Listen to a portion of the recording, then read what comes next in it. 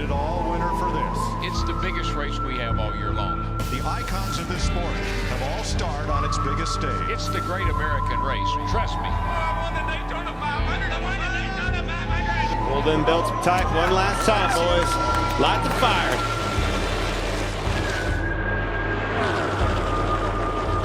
Big push coming now for Harvick. Oh, and around goes a couple cars. Priest upside down. He's barrel rolling through the grass. You got plenty of money. Don't need that to keep racing. Is it worth the risk to keep on going? Sure, to win. Oh, yeah. Welcome to the Bump and Run podcast. I'm your host, Michael D. White, joined by my two best friends, Matt the Stat. Wait a minute. Who the hell are you? Why isn't it? You've heard the name before. You've never seen the face. It's Robbie Shredder Shrey, Eric's cousin. Welcome to the show. Matt's on vacation this week. We got Shrey on board. We got Eric Daytona Ron as usual. Make sure you like, share, subscribe. Hope you guys had a great weekend. Hope you guys had yourselves a young Ryan Blaney type of weekend. And make sure you like, share, subscribe. Robbie Shrey's got the Ryan Blaney t-shirt on. How you feeling, brother? We survived the weekend. Welcome to the show. Introduce yourself to the listeners. So I'm Robbie Shrey, Shredder, Ricky, man of a million nicknames. I'll answer anything but late for dinner. So, yeah, I'm a longtime fan of both you guys, friend of both you guys, and, yeah, just chilling. Oh, yeah, glad to have you on the show. Of course, Eric's cousin. I think we met each other when I was like 9, you were 10, something like that. Yeah. I just so, got hit by a car like a couple days before. Yeah, I'm like, this kid's, he's a fucking shredder, man.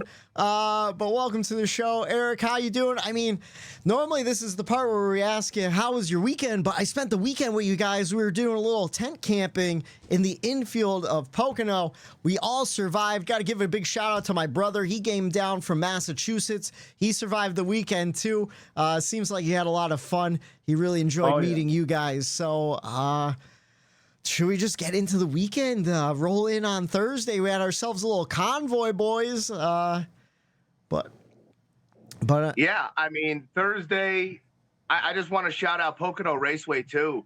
Finally, they figured out the camping situation where everyone that shows up early on Thursday to tent camp and RV camp and all that, like, you know, we're diehard race fans. We're going to, no matter if you're 12 noon is registration or not, we're showing up early. And the last 2 years they did, you know, that was kind of a hiccup. And man, I don't know how you guys felt, but I felt it was seamless this year. The camping, the registration to go through, they got us in early.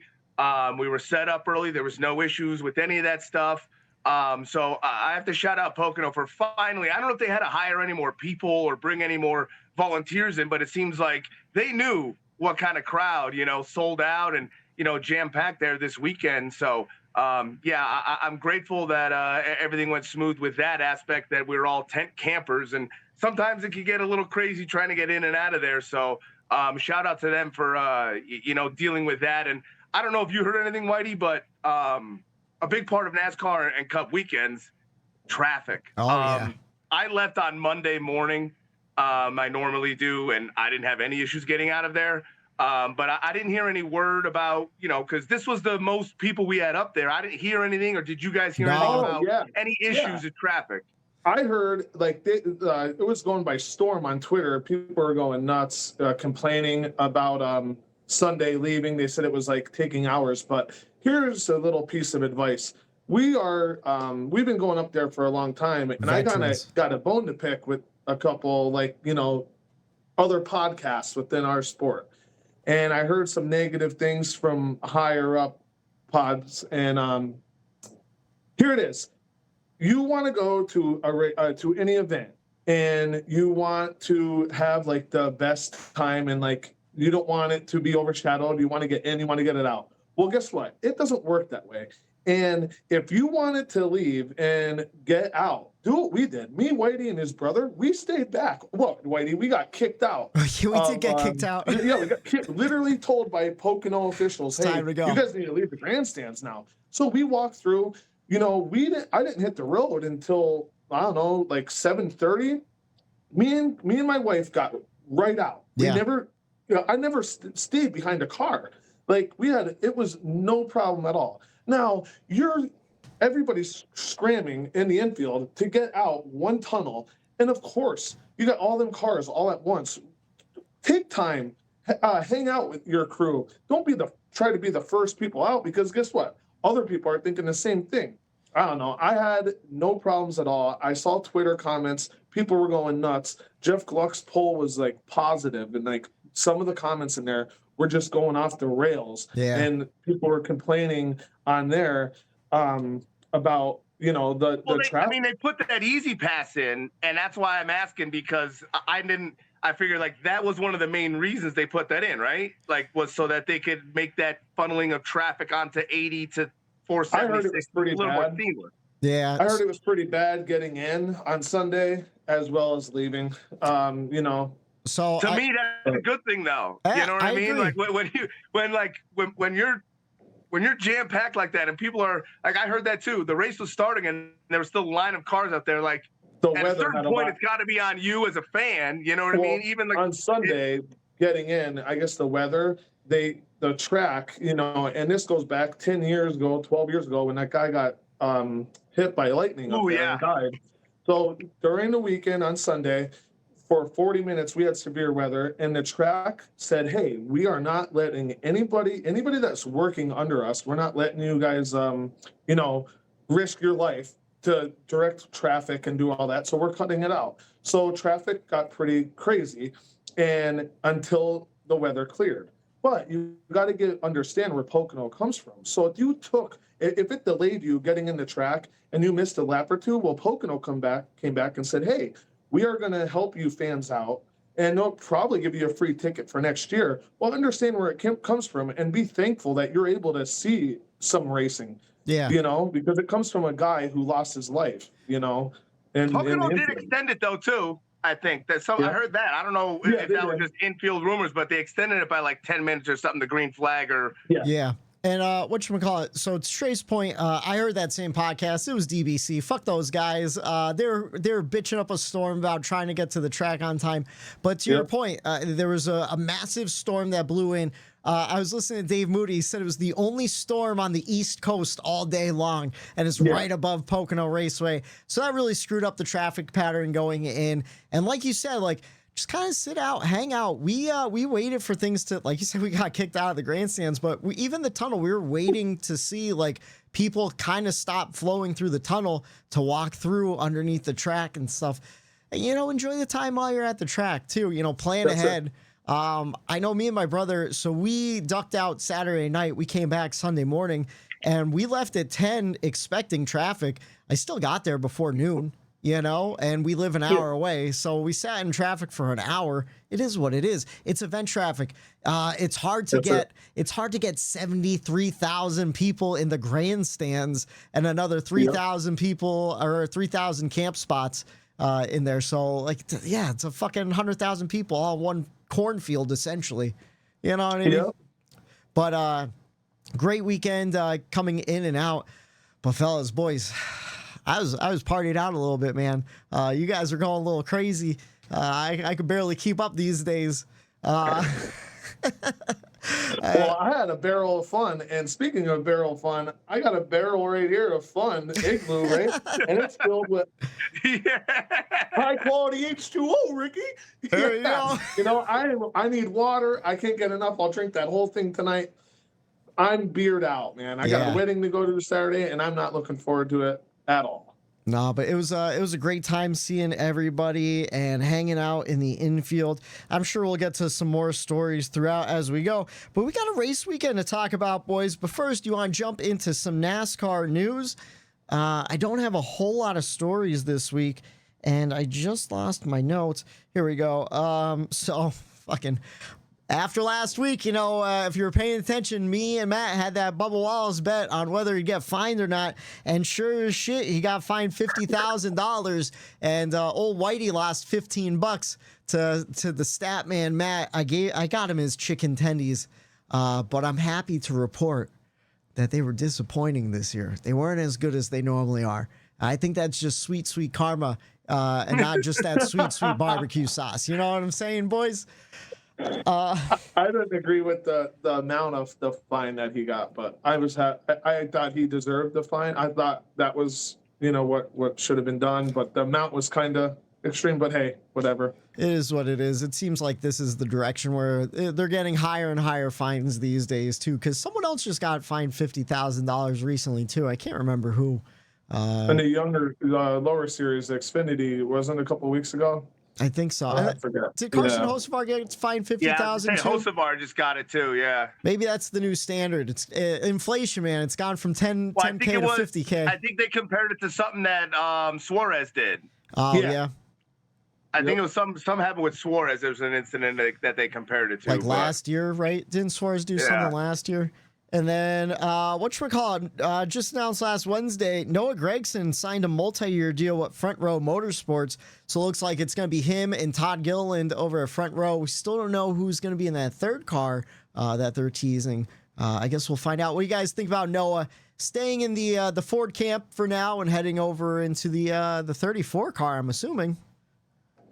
I love it. I'm the SHR guy here, and it sucks that what happened to them, but what can you do? Who's this guy? So I just paid $12.99 for a lukewarm 12-ounce Miller Lite, and I thought my night couldn't get any worse. And then here I find out that we have a more talented person filling in for me tonight, and now my night is shot. Is this what Chase Elliott felt like when he found out Josh Berry was driving for him and he found out he was a more talented driver? It had to be. I think that's when the 7 went into that 9 car. Oh. Now my night's officially ruined. Matt, Just wanted to jump on. All jokes aside, wish Ricky words of wisdom. Good luck, pal. You look great. The hat is awesome.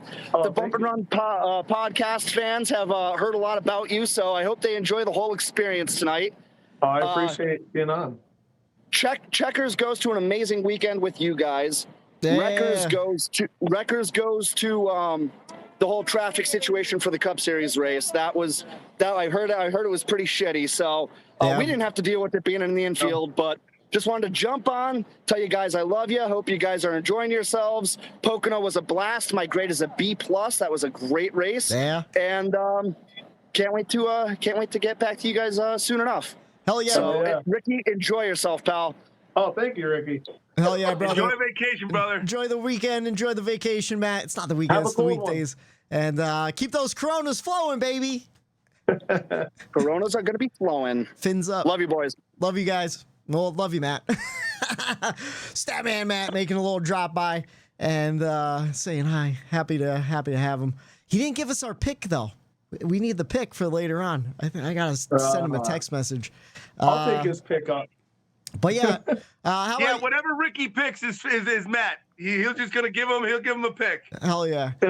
But I like the Noah Gragson move over to Front Row. Oh no, he texted us back. Oh, did he? He said Logano because we've never been there in the next gen. Oh, that makes sense. Yeah, Ford's running decent too right now. But let's see.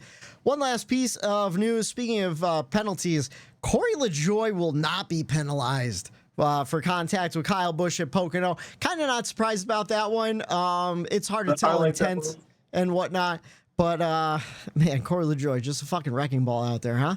The only reason there's no fine is because a green light was out instead of a yellow light. That's it. Like, I mean, I know, like, I don't agree completely every week with the DBC guys. Like you guys, said, like, sometimes they get a little wild out there, and I think they're too far in to even have an idea with something. But man, the way that they broke down the Lajoie incident and the way, like, I've never heard them burn Lajoie like that or another driver. Like, they burned him. Like, I forget directly what it was, but like the line that I think it might have been Freddie, he said it. It was just like, he basically said, like, they're going to name something like, he made fun of his podcast. He goes, instead of stacking pennies, he's stacking cars in turn 1. He is. Yeah. He was. Every week he is. And the thing that kills me, too, he just drives on and by.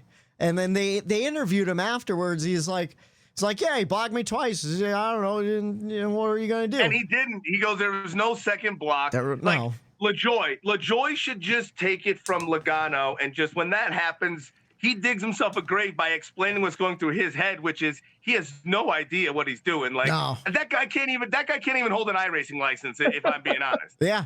I'll talk about it a little more in detail on my because I have them for my records. So. We got you, man. We'll get into it. That's all I have for NASCAR news. Pretty light news week this week, which isn't always the worst thing. We had a great weekend down in Pocono. For once in a weekend, I saw all 3 races.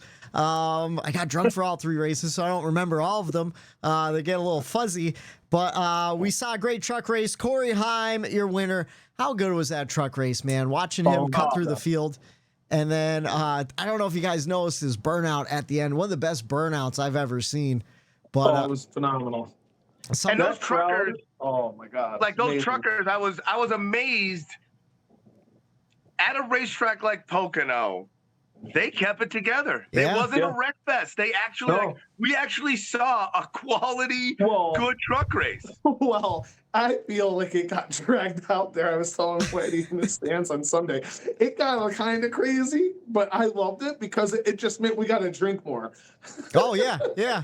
Well, with the truckers, I mean, 5 cautions is not a lot for the truckers, man. No. Like, to get it in at Pocono, I mean, it was, we didn't know what was going to happen there, too, with the late starts. But, you know, Pocono, always end of the truck race, you get a killer sunset at the end of that. Yeah. So, props.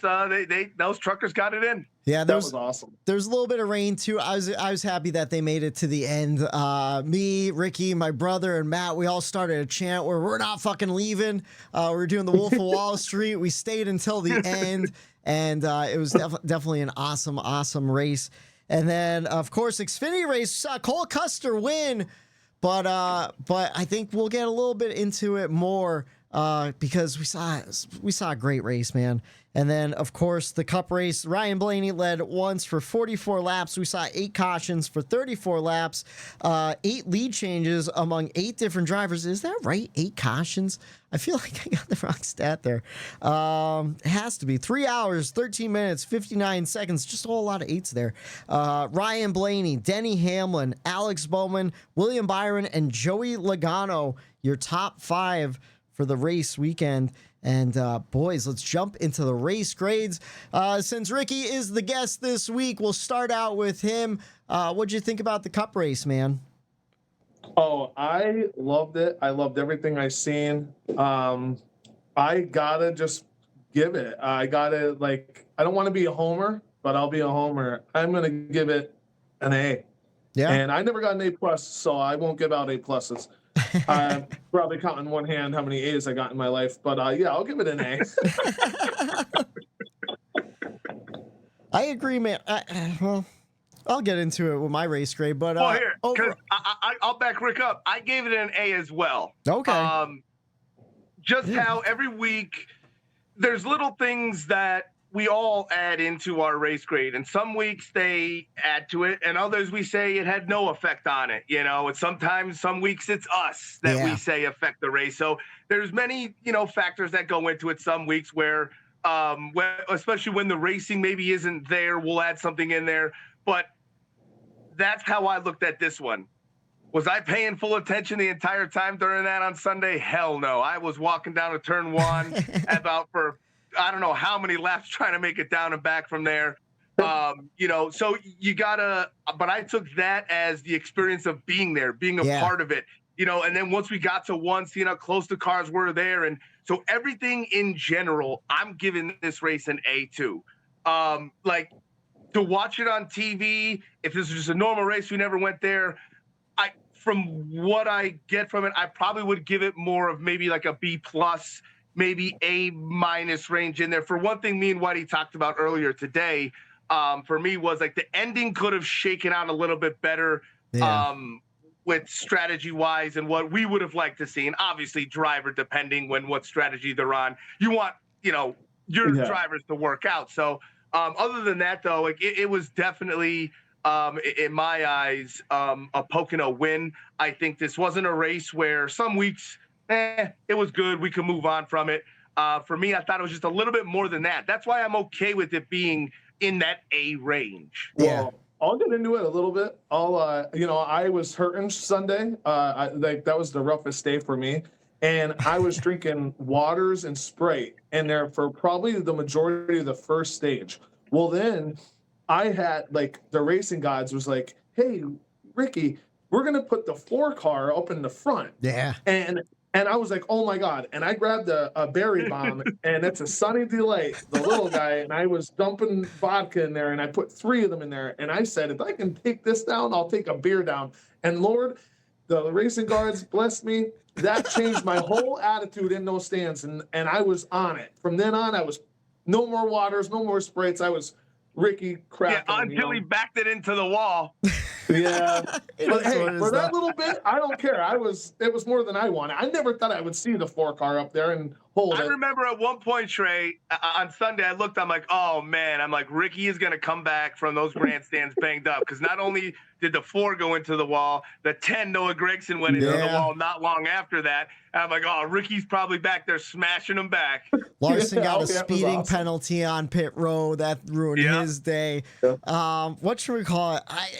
I agree with you guys. For me, in person, it was an absolute A of a whole entire weekend, like front to back. Yeah. But then when I was thinking about the race, like you, Ricky, too, I was pounding those. Actually, I was pounding Twisted Teas because by Sunday I couldn't drink any more beers. I just couldn't. I couldn't do it, And those Twisted Teas, they were going down real easy too. So, but at the same time, I'm like, all right, we got the podcast. Let me pay attention. And you remember a couple weeks ago, I think it was after Dover, I said, I'm still having I don't know if I talked about it on the podcast, but as a fan, I'm still having a hard time seeing the whole race when I'm there live, picking and choosing and stuff. And this weekend, a lot of stuff really clicked in for me, where I was able to see battles all on the backstretch and stuff and start seeing runs coming and everything, where I got to enjoy it a lot more. And like you said, you kind of pick your battles, you see who's doing cool stuff throughout the field, and you kind of follow that. So on that position, it was an A+ for me, But then I watched a little bit of the race at home. I saw some of the feedback. And I'm like, yeah, that third stage kind of with those late race cautions, it kind of threw things off, where I would give the race itself, if I was sitting at home watching it on TV, probably a B+ like Eric said. But you're right. For the whole weekend, it was definitely an A. I saw Jeff Gluck's poll where it was 64% good and then 40-some% bad. I'm like, I didn't think it was that bad. I thought it was. I thought it was at least an 80%er.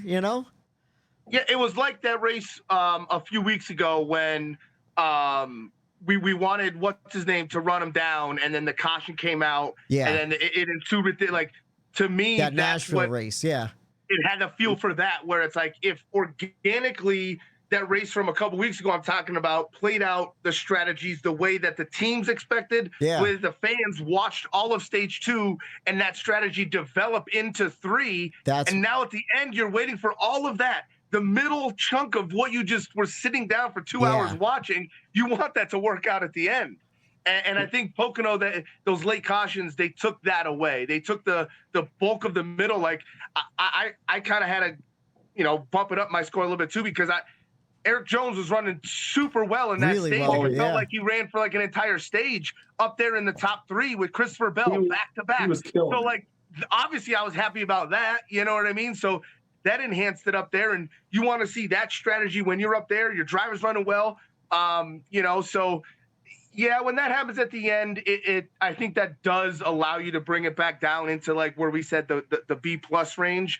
But to get a 60, I don't get it. Maybe because I don't know. Did we not have? I don't know. What the Chicago street course just ruined everyone's brains for a weekend or what? I don't know. I think it gets strung out there. When look in the beginning of the first stage, Ty Gibbs was running out, and then he had such a lead, 4-second lead. It was astronomical, and I mean he put dealerships on this to the second car, and I just feel to the race fan at home, that's got to be you walk away, you wash some dishes, you get some food, you come back, Ty Gibbs is still in the front, it's you didn't miss nothing, but. hey, when you got to go to these races, and when you're there, you're going to grade them different. We're grading them because we were there, you know, and I think you get it different experience. You get to see those different runs developing and stuff like that. And I agree with like the whole third stage where like, yeah, that's what Pocono does. The leader runs away with it, you know, and then you see whose strategy kind of works out. And even on the radio, they were talking like, hey, there's a couple guys on a weird strategy. They might not make it on gas, that type of deal, where it was like Denny could shuffle in to win, you know? Well, those fans are about to get the same week again and here in Indy and the Roval. Absolutely. So, I mean, are they going to grade them the same way they grade Pocono? Because probably not, because it's the Brickyard. You know, they put it. Pocono had bricks down, we would get, you know, the hype too. Well, that's the thing. Like, I think that's why we appreciate strategy racing here on the Bumper Run podcast, is because Pocono is our home track. And like, that's what we kind of expect out of it. Now, the last couple of years, we had some really good barn burner type races at Pocono. This one, it kind of, you know, fizzled out a little bit, but still a great experience. And I would still say a B even on television. The barn burner comes when you don't have that caution screw up the strategy. Exactly. The strategy's going to have, when you have 4 or 5 cars on that one strategy that are the fastest cars in practice all weekend, the fastest cars that qualified up front, and now their strategy gets thrown off, and you don't have the top 5 or even top 10 fastest cars of the weekend up there in front because of a couple of shitty cautions at the end, that's what kind of takes it away. And, you know, that's, in my eyes, it's what you get sometimes. Yeah. You know, it's Pocono adds a variety to our schedule, right? We say it on the podcast all the time. It's how you absorb it. You have to know going into Pocono, it's a strategy race. Expect that. Don't expect you're going to get this, and this, that the track doesn't provide for you on that said weekend. So overall, for what you expect out of Pocono, I thought everyone got what they expected out of Pocono, which is a tough racetrack. It's, you know, in the beginning, because I turned it on a little bit yesterday as well, where I wanted to see what the broadcast said and like how it looked from the TV and the helicopter, and it looked awesome. And Rick Allen and Steve Letarte right off the top were like 3,700 campsites sold out. Look at this crowd. I was just riding around the golf course. I didn't even know that number. Yeah, like the atmosphere is, Pocono is special, man. And it's one of those races where it was kind of, I heard a lot of people saying it's an experience. You have to get there. Yeah. It probably doesn't translate on television. You know, it's not like Daytona where it's too wide the whole time and super. Don't compare it to Talladega. It's Pocono, baby. It's Pocono, baby. But yeah, I thought it was a great one. Just a great weekend in general too. Let's see. And it is. It's just unfortunate some of those cautions kind of ruined that third stage strategy. And then it kind of became more of a track position race, not so much more of a not much movement after that. We needed like one last caution with like 10 to go to bunch up the field, shake it up, and see what happened, you know? I think it would have been another race, your 13th race, that you would have seen Denny win. If that happened. That's what I was hoping for, to be honest with you. That's truly what it was. But boys, let's jump into the checkers and wreckers. And Ricky, I hope you're ready to rock. 3 wide for the lead. 1 lap to go. It's this week's checkers and wreckers. And Ricky was rocking this weekend down there at Pocono Raceway at the infield party. Yeah, he After was. the Xfinity race, we went back. Our shout out, Dustin Douglas and the Electric Gentleman played the infield after the Xfinity race. So we came back all, liquored up from the race and being over at the fan section, and right up to the front of the stage. And Ricky comes running in, chucks the beer cooler off, does a full-on somersault right in front of the stage, pops up, grabs his shoe off, pours a whole beer into his shoe, and does a shoey right in front of the crowd. Everyone went wild. Did they? That's fucking awesome, man. That reminds me. Speaking of shoeys, the liquor drink. I don't know if the podcast audience knows about Ricky's famous Saturday night or Friday night liquor drink. You want to explain to me? When I get the boot, I go over to Coco Bongos. And I get a boot every year. And then the lady will ask me, how many shots do you want? It all started years ago. I was bombed. I go, I don't know. And Tony Stewart just ran through my head. And at this time, I'm like 14. And she looked at me and goes, really? And I'm like, yeah, give me 14. she did it. Well, then a year later, I went up and I asked for 14. She goes, no, I can't. She goes, I have a limit to 8. Yeah. So I do 8 shots every year, and it's crazy. And they keep bumping up the prices. How much did it run you? How much did it run you this year, Ricky? $87. Hell yeah, well spent. Yeah, and I handed it out to a lot of people, a lot of buzzes. Oh yeah, it was awesome.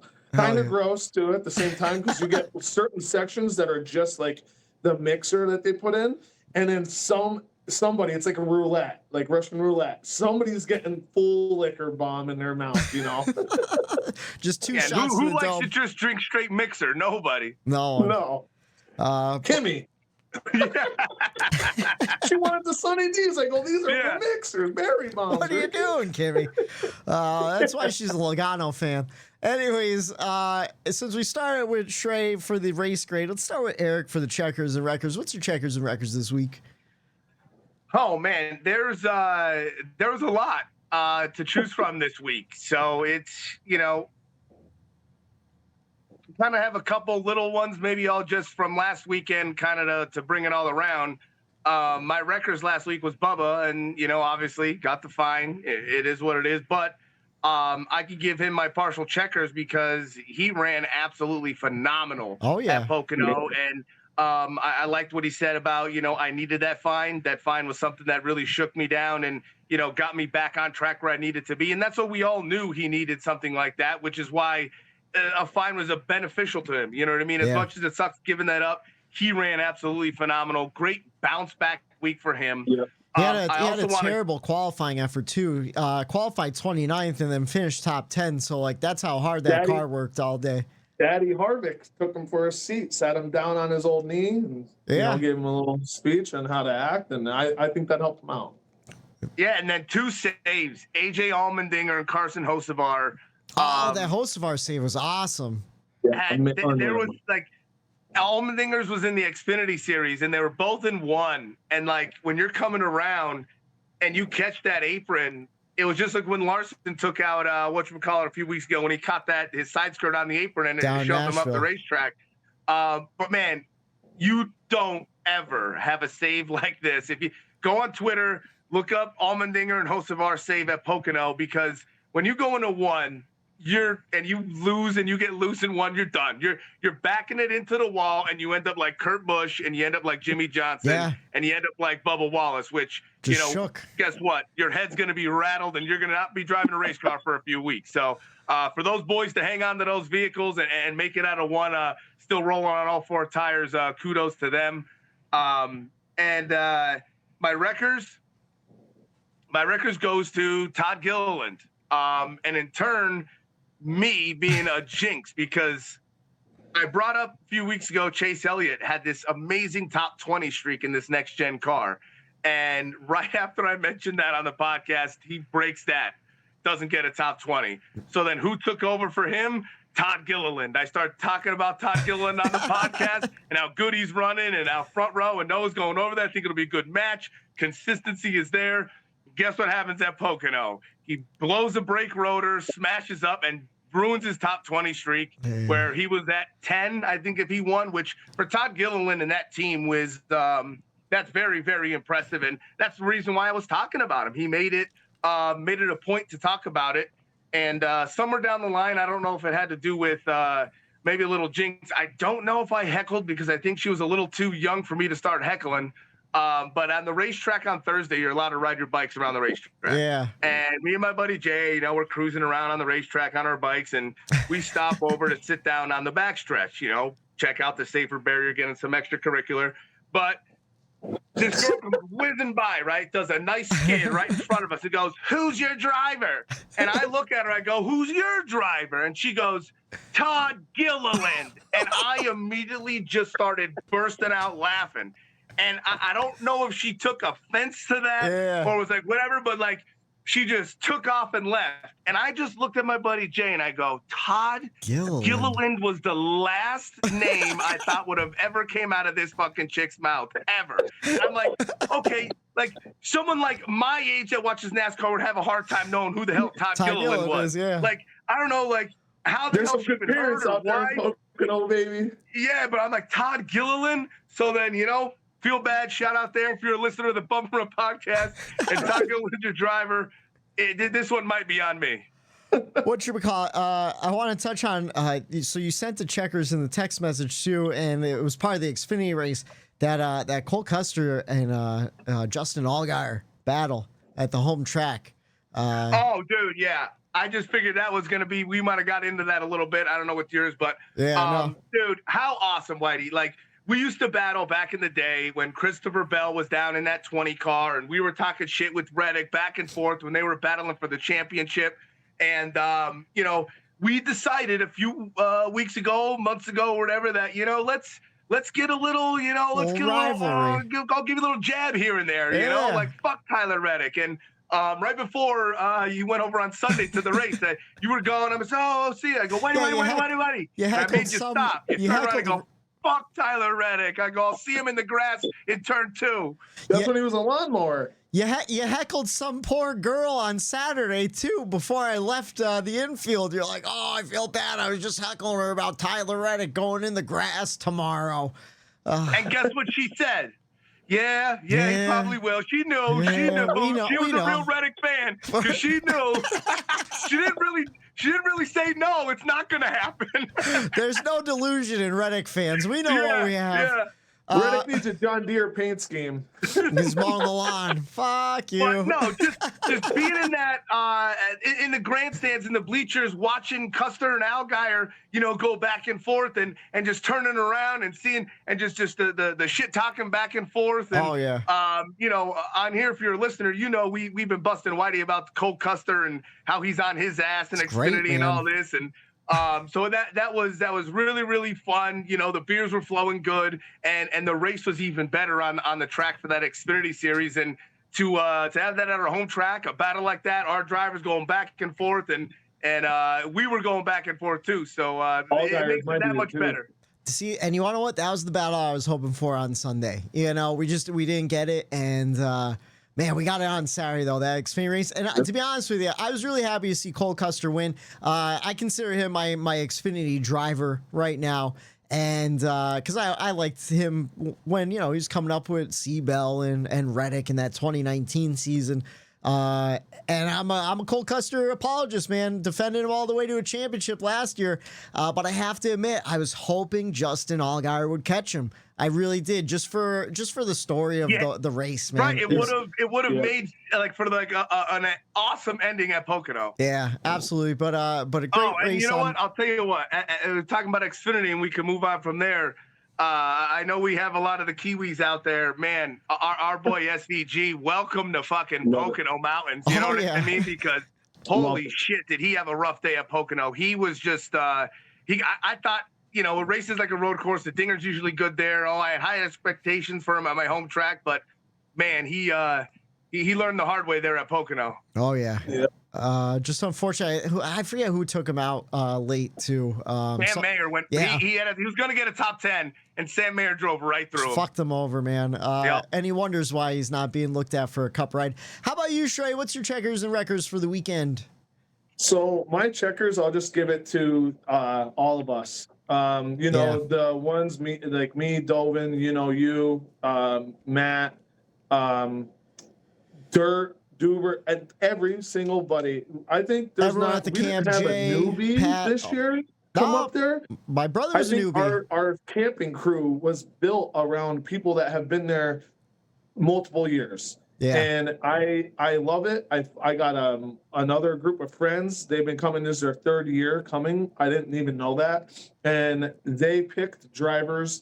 I'm just ecstatic. Our whole group though, as a whole, got to give it to them. We partied, we danced, we did it all, man. And my legs are killing me from dancing around that fire pit. I think I killed the grass. But dude, there wasn't no drama. Nobody got in fights. Nobody got in arguments. It was awesome. Our crew, we every year you're going there and your anticipation, like the day before, you're like, man, the build up. And you compare it. Is this weekend going to be better than last year? And you get there, you raise hell, you drink 1,000 dangles, and you leave their sweaty mess and just smile and laugh. And, like this was a sick weekend. I don't know. I give it to all you guys that make it fun. It is awesome. It's just great to add to what you're saying, because it popped in my head when we were over in the fanfare. You were kind of talking about it a little bit over there. Like we talk about it on here all the time. My voice is shot too here, boys. Yeah. So, we talk about like growing the NASCAR community and the fandom, and how like it's so rewarding when you get somebody into the sport and they stick to it and they start watching and get drivers. So I think that's what he's talking about with like Pat and Megan and some of these people that you personally bring in, and now they're a part of the whole entire sport, which it adds to your fandom as well. So yeah, everyone. It feels good to bring someone in and to grow that camping community that I think it's like close to 13 years now. I think we've been camping together, the core group of us there. Yeah. Just great weekend. There's a lot. It was just a great weekend. I was happy my brother made it down from Massachusetts to experience it all. And hopefully he makes it next year too. And to add on to it, it was going to be my checkers, but it fits so well with yours. To everyone who came out to that race, sold out crowd in the grandstands, 90 plus degrees outside, boiling hot sun, and that Pocono sun was hot. And we sure showed out. Pennsylvania proud right there. How about your records? What's your records for the weekend? So my records goes to Lajoie, and it's kind of like, I'm at the point where everybody wants to talk about Kyle Busch, like, and how, like, his season is going like terribly wrong. Yeah. So like Kyle Busch, there's no joke. It's right there in the open. He's having a rough season, whether it's they're putting him in bad equipment. He's having a rough day. He gets caught up from being in the back. And when you're running in the back, you are going to get caught up in that. But I think the same pressure that Kyle Busch has week in and week out is also given to Lajoie. You got your teammate who's a rookie outrunning you every week. You've been there. You should be the guy, and you're not.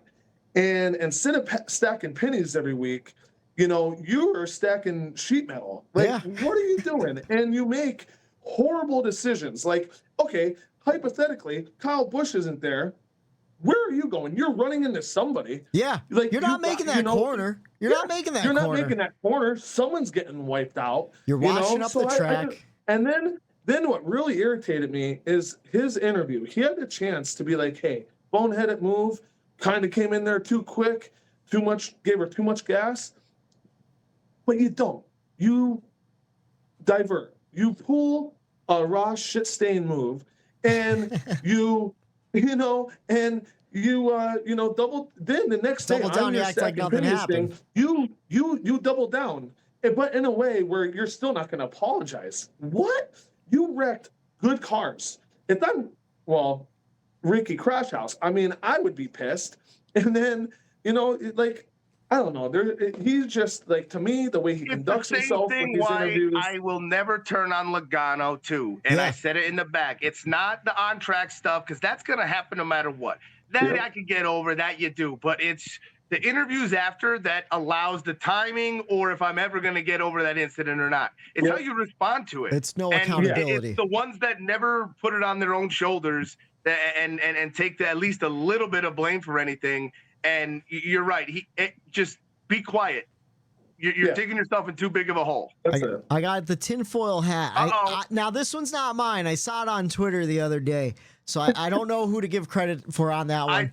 I saw this, Whitey. But I saw a conspiracy theory that Corey Lajoie, because, like, how's he funding this stuff? How's he paying for it? Is being bankrolled by NASCAR to go out and create natural cautions. That's what. Yeah. I didn't see that. No, you didn't see that. Yeah, where and it makes sense too, because the stacking pennies. That's a NASCAR production. Like someone's paying for Corey Lajoie to go out there and wreck race cars, and I think it's NASCAR.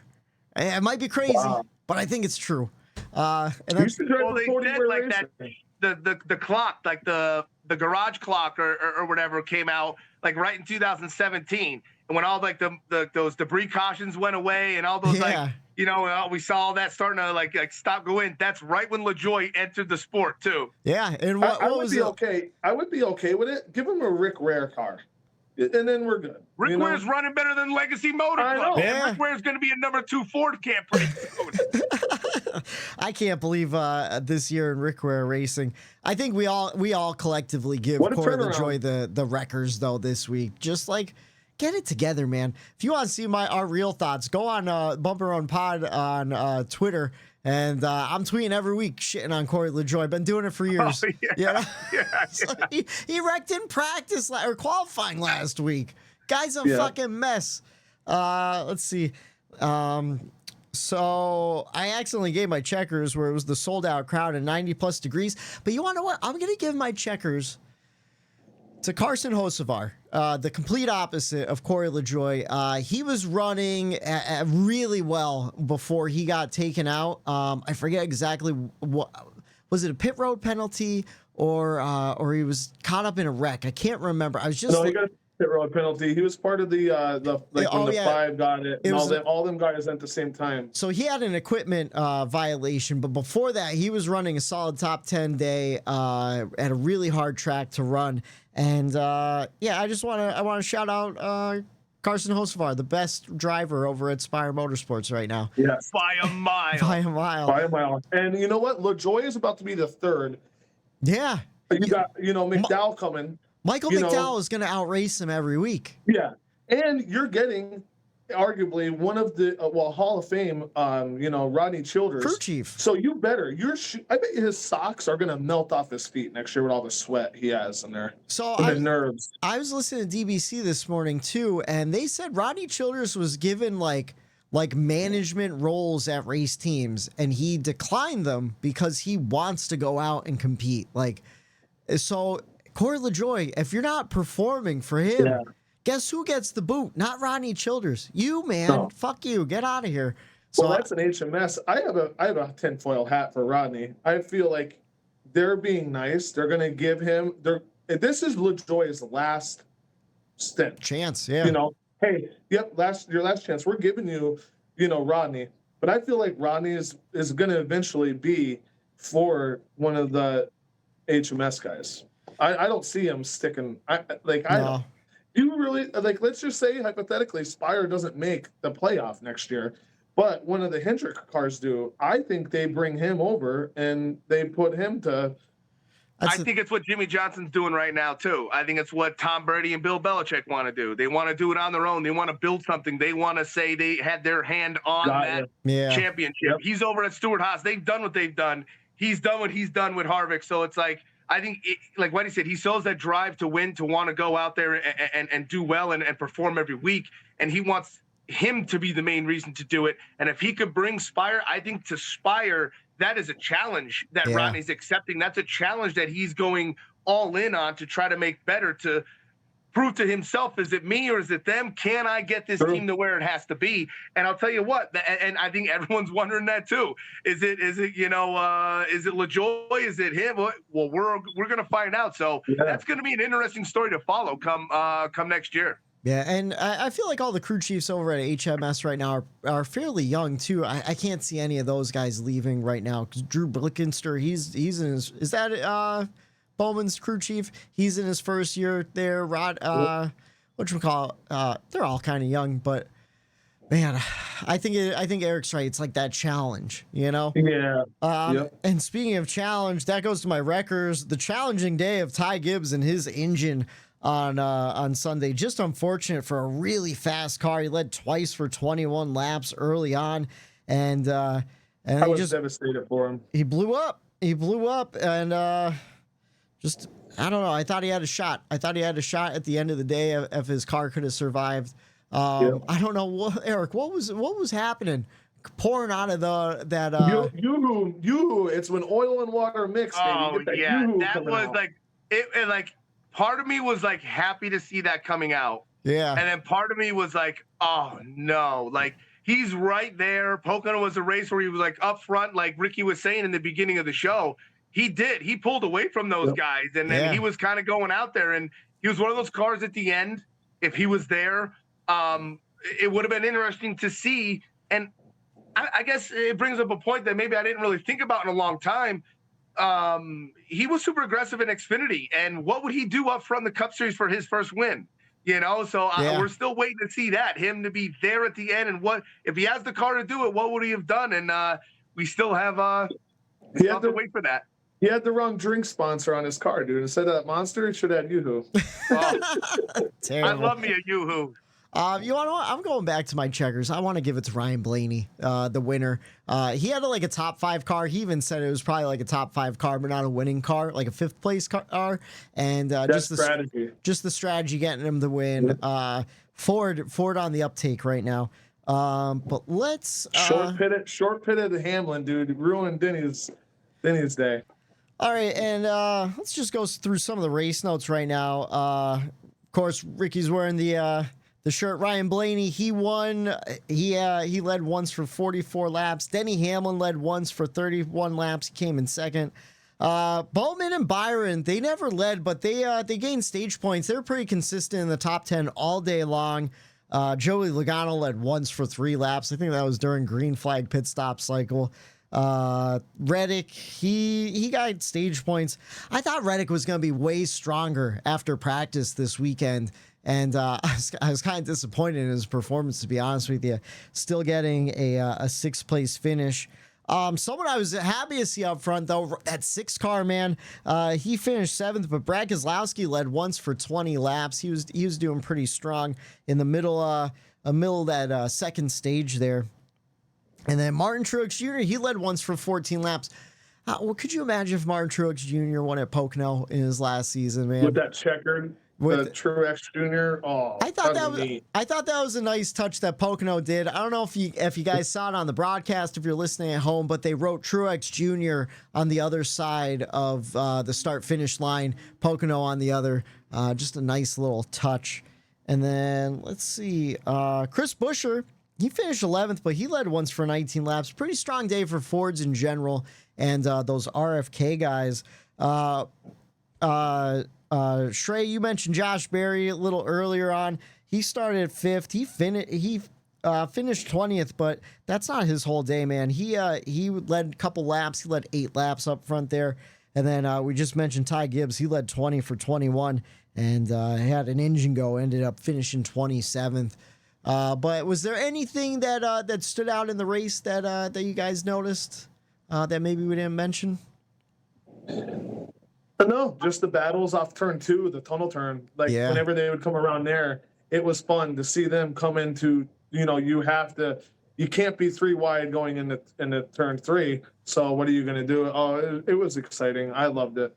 Yeah, I was just about to say same exact thing too, man. Like from the top of my truck and like my perspective in the infield, you see them coming down the backstretch, and you're like, okay, who's gonna lift? Whose car could hold the yellow line through the bumps of the tunnel, and who's better on the high side? And different cars, obviously different strategies, different tires, different this. If you get next to someone that's low and that's your line and you have to get up high and your car can't go there, the tunnel turn is a monster at Pocono, and it's we're going to be seeing 4 of those next weekend. Yeah. So that to me, the turn 2 tunnel is where we're looking when we're standing on top of my pickup truck. We have a clear view of it right there. So that's fun all day watching to see who's good in 2. Gotta say this too. I am shocked that we didn't get a Cup car sliding and turning off turn 3 down into the pit road. That always happens. That never happened this year. I was waiting for it. I'm like, oh my God, who's going to be the dummy? And I don't think it did. Am I wrong? I don't think anybody did. Not that I recall either. And that's the thing. It was setting up for a couple there where, like you said, you'd see like a 3 wide battle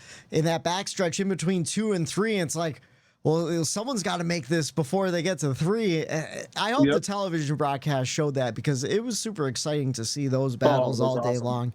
And that's all I kind of have for the race weekend. Just a great weekend in general. The problem with being at track, though, is things get a little fuzzy with the beverages. You know what I mean? Couple dangles, and we don't mix in water. I got Kimmy in my ear. Sure, you gotta drink water. And I'm like, yeah, okay, and I'll punt it, Take 2 sips and it's out of here. I'll tell you what, one of the, it seems every year Sunday, I get the most banged up on Sunday. I don't know how. I don't know how it You works were out bummed. that way. Yeah. But like I was banged up on Sunday, and I knew I wanted to go down to turn 1, and we were going to take a walk down there because Dana has never been down there to see turn 1 that close. Like you could get right up to the fence, and you see the exit of 1. You're right there. You're maybe 50 yards away from the racetrack. So she really wanted to see that. Okay. Packing up coolers, getting everybody, but who's coming with us or whatever. So it ended up being me, Dirt, Duber, Dana, Kim, and me. Let's walk down to turn 1. Yeah. We're walking down there. We're making our way, right? We're drinking our beers. We're walking down, right? And I'm Dirt's crew chief at this point in time, right? Duber's the spotter. Yeah. So we're walking and we're talking. We're going down. I'm like, all right, come on, Dirt. I go, get up here. You're pitting. I said, I need to give you a little wedge adjustment in your rear end. I shuffle the beers around in his cooler on his back, right? And then next, I'm like, oh, my Dirt, let's go. I go, you need an air pressure adjustment. He'd take his crock off. He'd be throwing it down, right? And so we get all the way down to 1, right? Race strategy. We get down there. Dana goes to get the beers out of my backpack that I just carried all the way down into 1. I grabbed the wrong backpack. I had a backpack full of just empty ice water from the day before, I guess. Sad. All the way down to 1, no beers in the cooler. Put it to good use, though, because my feet were on fire from the walk down there. I just stood right in my cooler. Boom. Ice cold on the feet, cooled me right down. My buddy Mo was camper who we were going down to stay with. He tossed me 2 Busch Lights right next to the fence, cracking some beers. Feet were ice cold. Got the race cars coming through. So yeah, that's Sunday. Why I don't have a lot of race knowledge is because of stuff like that goes on when you're at the race. You know what I mean? So I don't know how many laps I missed there, but it was towards, I think, middle of 2. I think I might have left to go down there. But it's all fun. That's what you do when you're in the infield. You kind of you enjoy a little bit of the racing, you enjoy a little bit of being there, and you leave there like Shrey said, smile on your face, like, man, I can't believe it's over. I tell you what, I felt bad for my brother in the grandstands at the end. So when I was packing my cooler to leave, I almost missed the beginning of the race too, as I'm in the infield packing my cooler. Typical. I saw the at the racetrack, and he's still watching the start of it on his phone. He's underneath the racetrack. I saw the national anthem from outside the grandstands, not in my seat, but I was there. I was still walking. I got to the section. They're like, "Oh, everyone's got to stop during the anthem," so I stopped. I'm filming the flyover, but as soon as it ended, I was at my seat. Anyways, whatchamacallit? I felt bad. The reason why I felt bad for my brother, I'm packing the cooler. I'm like, all right, it's a long race, but I don't want to get too messed up. And I'm like, so I'm tossing in all these Twisted Teas. He had a couple beers left over from the day before, and I'm kind of like, you know, that's too many Twisted Teas. So I take a couple out, and I'm like, nah, let me put them back in. Let me put it back in. I think I ended up bringing over 9 Twisted Teas, his 3 beers he had left over, and then I started walking with an IPA in my hand. And I hope you fill this out, though. What's that? I had a 30 rack on my back all weekend, dude. My straps are sore. I ended up helping you guys out. I gave you. Well, so the reason why I felt bad for him, though, is so he drank his 2 or 3 Yinglings he had left over from the day before. I'm just fucking crushing these Twisted Teas. He grabs one out of the cooler while I was out at the bathroom. I come back, he goes, "Hey, these Twisted Teas are pretty good." I go, "Aren't they, right?" And he goes in to grab another one. They're all fucking gone. I drank the rest of them. He got one of them.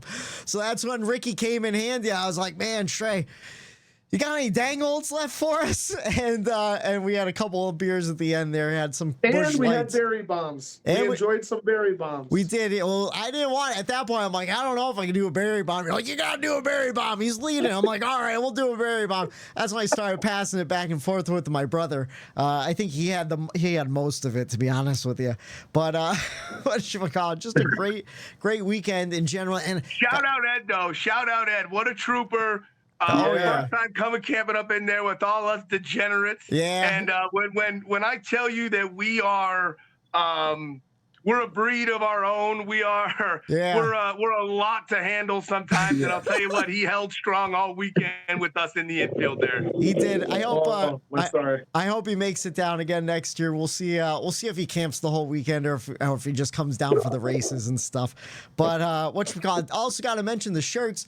If you're listening to the podcast, me and Ricky, we always do a little shirt swap every year, and he got me this sick fucking Carson Quapple 88 shirt. With, it was just too beautiful not to buy. Yeah, and then I ended up picking him up the same one because it was the best shirt on the weekend. But I went in with the plan. I was like, I gotta get him a Blaney shirt. I told him the day before Blaney won, and so I picked that one up. I think the back's sick with the neon car on it too. So. Oh yeah, I'll try to get it in there. I don't know if you got that. Oh yeah. Oh yeah. And then the back of this one. Baby. The back of this one's sick too. Oh yeah. It's got the 88 on it in the back of the car. I unplugged my headphones so I can't hear shit right now. We're 80s and 90s. We love our neon. Hold on. What's that? That's it. What's that, Eric? I said we're 80s and 90s. We love our neon shit. Anything with neon in it, you're gonna get us. Oh yeah. And I love a neon light, baby. Oh, yeah. Follow the neons to cold beer, you know? Yes, sir. But here on the Bum Run Podcast, everyone loves to talk about the winner one, Ryan Blaney. We always like to talk about the guy who came in last place. We mentioned him earlier. It was Noah Gragson. Spun real early on, and his car just wasn't able to continue. That was a single car spin, too, right? It was early on in the race, and things got a little fuzzy. He gave it a little too much out of turn one, and the end of turn one, heading down the backstretch. It's unfortunate because you want those overstock cars look fucking awesome in person too. And they do. They're beautiful. Yeah, him and Barry were in the overstock cars. Right, Barry was in the overstock car, and then the other two were in it was like High Point and something else. I can't remember. Oh, Haas. Yeah. Haas, but 41, yeah. Yeah, unfortunate for Noah Gragson, especially coming off of some good news where he found a ride for next year. But fellas, we are on to the next. Marty, you've got to come back with me. Where? The next NASCAR Cup race. It's the weekend preview. And we're heading to Indy. We have trucks at Lucas Oil Raceway Park. 8:30 on FS1 for the TSport 200. Xfinity on track at IMS Saturday, 3:30 on USA for the Pennzoil 250. And then Cup on track Sunday, 2:30 on NBC for the Brickyard 400 presented by PPG. And we're back on the oval for Indy. Let's see. I'm excited to go back to the oval. I hope this car produces. I feel like we're going to see a strategy race, though, like we've been seeing on the ovals, especially at Pocono.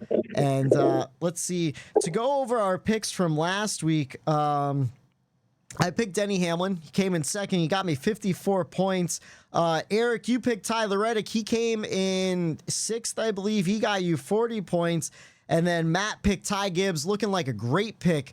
He got him 10 points after his motor blew. So Matt picks first. He sent us the text message since we're going back to the oval in the next gen car for the first time. He picked Joey Logano.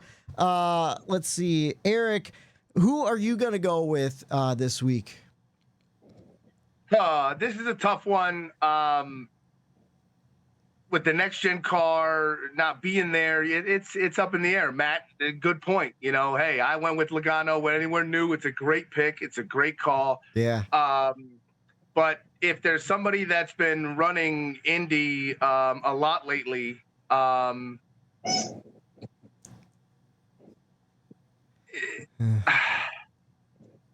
Ford. I'm thinking manufacturer versus Toyota. Like, who's gonna be? Momentum. I'm always a momentum. I'm going with Brad Keselowski in the 6th car. Wow. Okay. Nice. You want to Ford. So I'm struggling because I'm not exactly sure what I wanted to pick. I think I'm going to go with Denny Hamlin in the 11. I'm going to go back to back with Denny just because he had a strong performance at Pocono. Probably going to set up the car pretty similar. But as I was thinking and as you were talking, I'm like, well, Ford's Brad Keselowski. So I like that pick. I'm going with James Dennis Hamlin. Shrey, who's your pick this week? It's not for points, but I want to know. Hell yeah. So I'm sitting here and I wrecked Corey Lajoie, and in my records I talked about Kyle Busch. And I just feel like something's got to turn around. You can't keep this funk that he's in. He's too good. Oh, I hated him. I liked him. And I just want I want to, like, give the guy a golden ticket already. So I'm going to try. Kyle Busch. Yeah. The sport needs him. And like, how does RCR not make the playoffs this year? No chance of pointing your way in. You have to win. You only have 5 more opportunities to do so.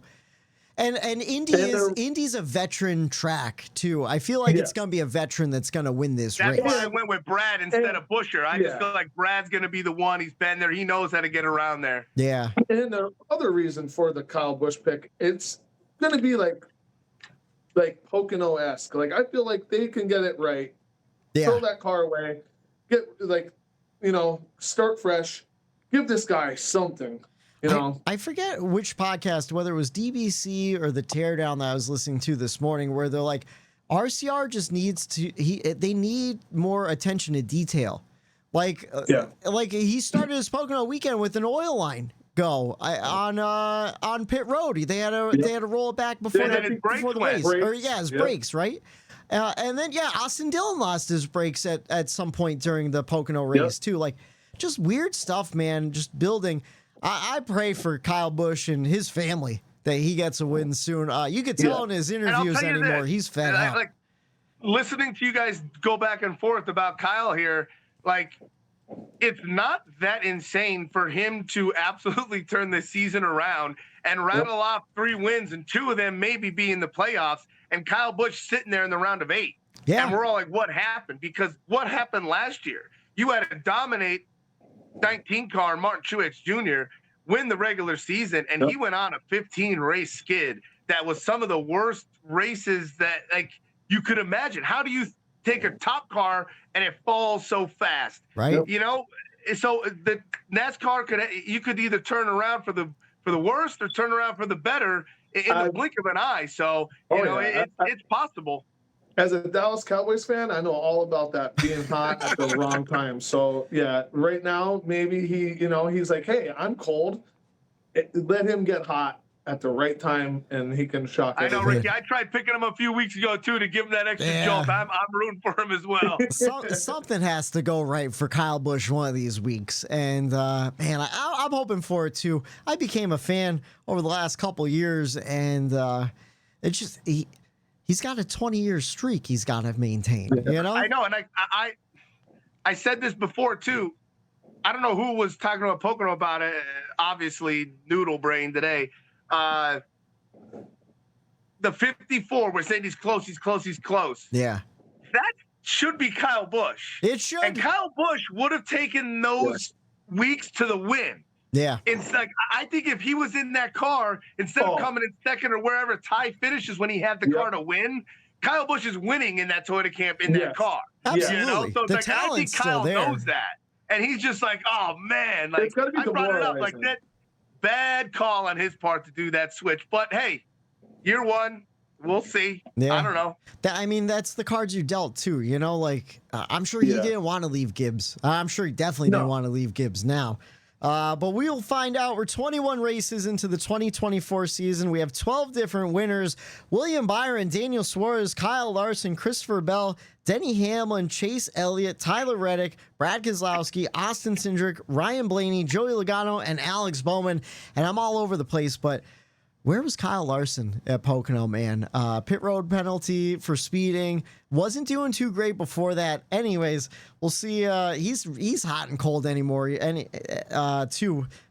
to week. But anyways, just had to throw that out there. We will see this Sunday. Who will it be? I wanted to pick him before I started to cut you off. I wanted to pick him for Indy. Yeah. But it's like at Pocono, that sister, I'm like, was it an off week or was it not? Like, he should dominate Indy. He's, you know what I mean? Like, but I don't know. I don't know. We'll see. Yeah. We'll see this weekend. Will it be Joey Logano? Will it be Denny Hamlin? Will it be Brad Keselowski? Or can Kyle Busch turn this season around and win his way into the playoffs? We will find out this Sunday, 2:30 on NBC for the Brickyard 400 presented by PPG. And we'll break it all down for you right here on the Bump and Run podcast next Tuesday night for For Robbie Shredder Shrey, for Eric Daytona Ron, I'm Michael D. White saying have a good night. There it is.